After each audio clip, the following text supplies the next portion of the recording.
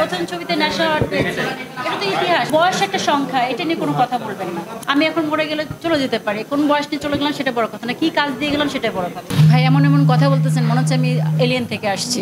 Award তো সবসময় ভালো লাগার, অনেক অনেক ভালো লাগছে। আর যারা দিয়েছে তাদের জন্য বেশি ভালোবাসা। শেষ ভালো তার সব ভালো তার 24-এর শেষের মাসটা তো অনেক অনেক ভালো গিয়েছে।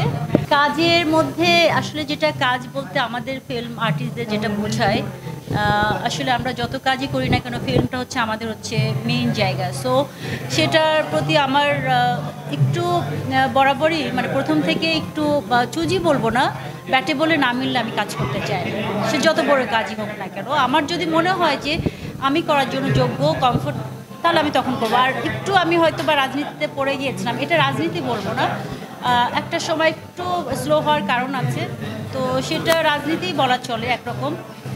তো সেটা আমি ডোন্ট কেয়ার, আমি কেয়ার করি না। ইনশাল্লাহ আমি মনে করি যে উপরওয়ালা যদি চায় তাহলে তাকে সেই জায়গাটায় নিয়ে রাখে, নাহলে আমি প্রথম ছবিতে ন্যাশনাল অ্যাওয়ার্ড পেতাম না। আমি প্রাউড ফিল করি। অবভিয়াসলি ফিল্মটাকে আমি একদম নতুন করে দেখতে চাই। নতুন মিনিস হচ্ছে লাইক মানে থাকে না যে জেনারেশন চেঞ্জ হয়েছে, থাকবে। আমি ঈদ নিয়ে কথা বলতে চাই, ভালোবাসা নিয়ে কথা বলতে চাই না, কারণ 12 মাস, বছরের 12 মাসে আমাদের ভালোবাসা আছে সবার প্রতি সবার।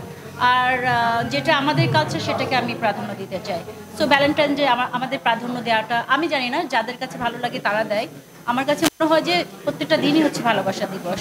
আর ঈদ আমাদের মুসলিমদের জন্য 2টা ঈদ আসে, তো সো সেটার জন্য আমরা যেন প্রত্যেকটা মানুষ সেই পর্যন্ত ভালো থাকতে পারি এবং সবার প্রতি ভালোবাসা রাখতে পারি। প্রথম ছবিতে ইতিহাস থাকবে বাংলাদেশে, প্রথম ছবিতে ন্যাশনাল অ্যাওয়ার্ড পেয়েছে, এটা তো ইতিহাস। আমার আর পুরস্কার পাওয়ার দরকার নাই, সরি দরকার নাই মিনস হচ্ছে যে আমি ওই লোকটা কখনোই করি না যে আমি কাজ করি নিষ্ঠার সাথে, যে আমার কাজ হচ্ছে আমার হচ্ছে গিয়ে কর্মটা কি ধর্ম, তো আমার কাজটা দিয়ে আমি ধর্মটাকে মেনটেন করতে চাই। আমার অ্যাওয়ার্ড হচ্ছে গিয়ে যারা দিবে আমি অবভিয়াসলি আমি সাধুবাদ জানাই, তাদেরকে অনেক অনেক ভালোবাসি।